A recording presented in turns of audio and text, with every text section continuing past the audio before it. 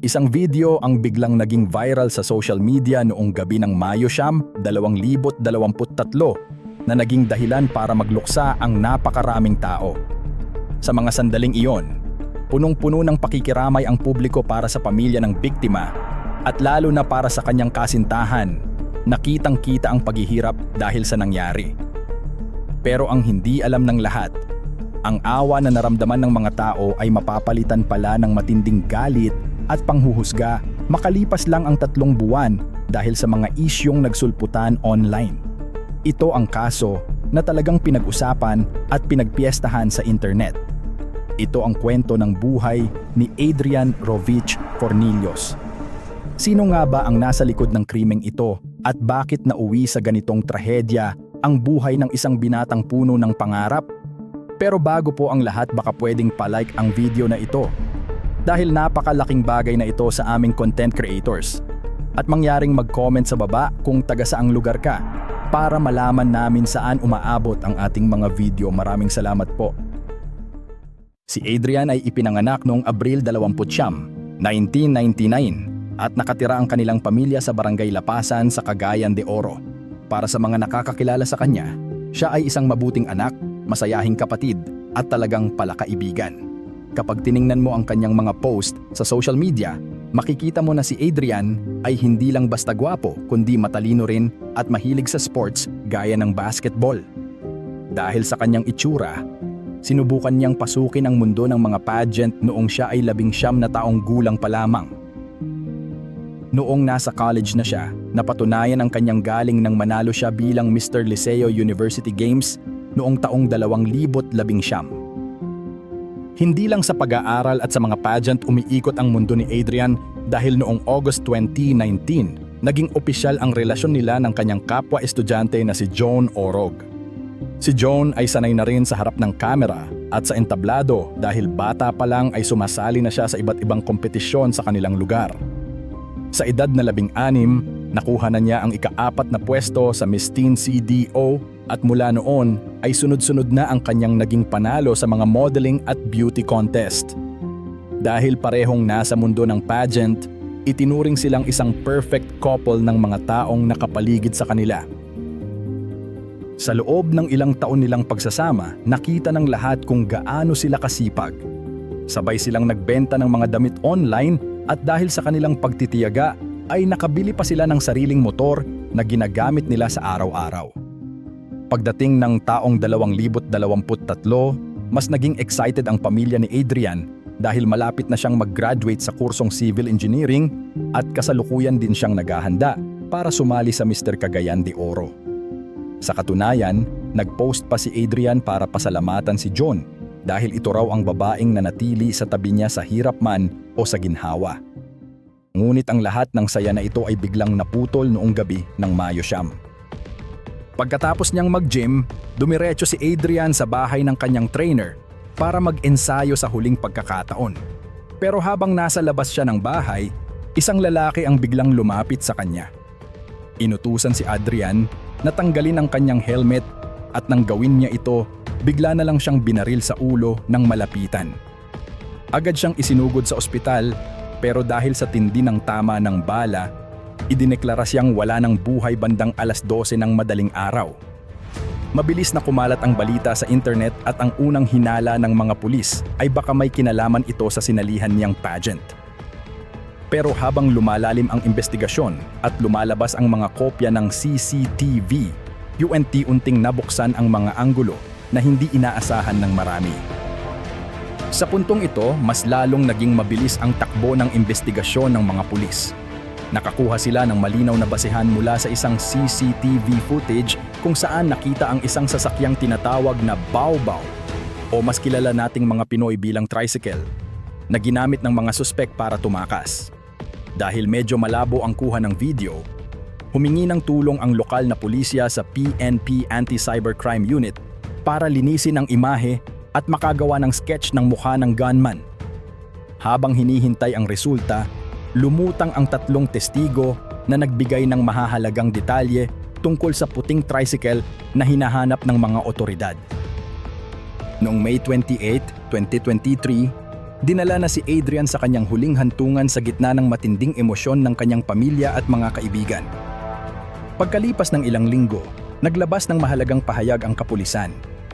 Dito na nila tuluyang ibinasura ang anggulo na may kinalaman ang pageant sa pagpatay. Ayon sa mga otoridad, ang totoong dahilan kung bakit pinatay si Adrian ay isang tinatawag na crime of passion o krimen na udyok ng matinding selos o emosyon. Kinumpirma nila na may 3 tao na silang kinasuhan ng murder, kasama na ang mastermind, pero nanatiling tikom ang bibig ng mga pulis sa mga pangalan ng mga nasangkot.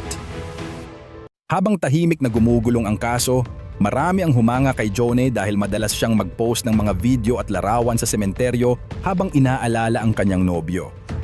Noong July 26, mas lalong bumuhos ang suporta sa kanya nang magmarcha siya sa graduation na dala-dala ang litrato ni Adrian. Marami ang nagsabi na napakatindi ng pagmamahal niya dahil kahit wala na ang binata, ramdam pa rin ang presensya nito sa kanyang tagumpay. Pero ang lahat ng paghangang ito ay biglang naglaho at napalitan ng galit nang kumalat ang ilang mga screenshot ng usapan sa social media.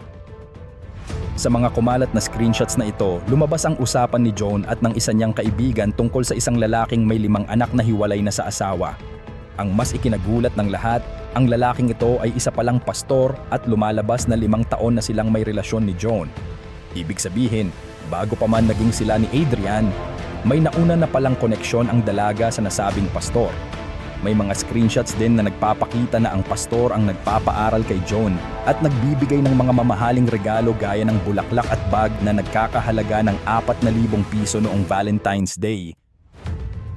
Ang mas masakit pa para sa mga nakasubaybay sa kaso, ang pastor na tinutukoy sa mga screenshots ay ang parehong tao na nag-pray over sa pamilya ni Adrian noong burol nito. Ang litratong ito, kung saan makikitang nananalangin ang pastor sa harap ng kabaong, ay ibinahagi pa mismo ng ama ni Adrian para magpasalamat. Dahil dito, naglabasan ang mga espekulasyon na pati ang motor na gamit ni Adrian noong siya ay pinatay ay posibleng galing din sa pera ng nasabing pastor. Ang pastor na ito ay si Denver Andales, isang 51 taong gulang na leader sa Lapasan Baptist Church na itinuturing na isa sa pinakamalaking simbahan sa Mindanao. Bukod sa pagiging pastor, si Andales ay kilala rin bilang isang maimpluwensyang tao na may mga koneksyon sa malalaking politiko sa bansa. Sa kanyang mga sermon, madalas niyang paalalahanan ang mga tao na mag-ingat sa mga nagkukunwaring mabuti o yung tinatawag niyang mga lobo na nakadamit tupa. Isang pamilyadong tao si Andales at katunayan ay nagdiwang pa sila ng kanyang asawa ng kanilang silver wedding anniversary noong taong 2021. Sa likod ng kanyang mga banal na salita at mataas na katayuan sa lipunan, sino ang mag-aakala na ang kanyang pangalan ay madadamay sa isang madugong trahedya? Noong August 11, 2023, nagpasya si Pastor Denver Andales na basagin ang kanyang katahimikan upang sagutin ang mga akusasyong kumakalat sa internet. Sa mga interview sa media, mariin niyang itinanggi na siya ang sugar daddy ni John Orog. Ayon sa kanya, pakana lang daw ito ng kanyang mga kalaban sa politika para sirain ang kanyang reputasyon. Sinabi pa niya na kontento siya sa kanyang asawa at wala siyang dahilan para makipagrelasyon sa dalaga. Pero sa kabila ng kanyang mga pagtanggi, tila hindi nakumbinsi ang publiko, lalo na nang maglabas ng mahalagang impormasyon ang mga prosecutor noong sumunod na buwan. Noong September 6, 2023, kinumpirma ng mga otoridad na formal nang sinampahan ng kasong murder si Andales kasama ang 4 pang individual. Ayon sa abogado ng pamilya Fornillos na si Attorney Dale Mordeno, kahit anong itanggi ng pastor, may hawak silang napakalakas na ebidensya na magpapatunay na siya ang mastermind sa pagpaslang kay Adrian. Sa kabilang banda, iginiit naman ng kampo ni Andales na biktima lamang ang kanilang kliyente ng trial by publicity dahil sa tindi ng ingay ng kaso sa social media bago pa man magsimula ang paglilitis. Dito na unti-unting lumabas ang mga detalyeng hindi akalain ng marami.